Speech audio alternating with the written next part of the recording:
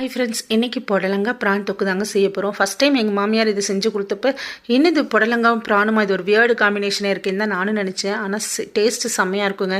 எப்போ நம்மளுக்கு புடலங்காய் கிடைச்சாலும் உடனே ப்ரான் வாங்குறதுக்கு மார்க்கெட் போயிடுவாங்க.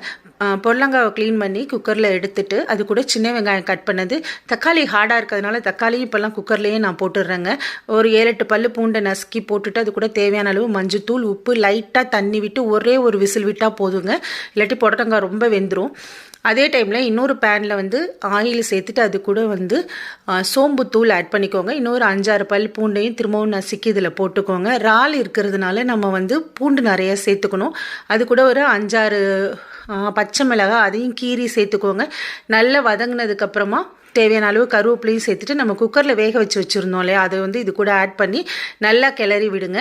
அது ஓரளவு நல்லா தண்ணி லைட்டாக பிரிஞ்சு வந்தோன்னே அதில் நம்ம எடுத்து வச்சுருக்கிற ப்ரானை சேர்த்து அது கூட மஞ்சத்தூள், உப்பு, இன்னும் கொஞ்சம் காரம் தேவைன்னு நினச்சிங்கன்னா லைட்டாக மிளகாய் தூள் சேர்த்து நல்லா கிளறி இறக்குங்க.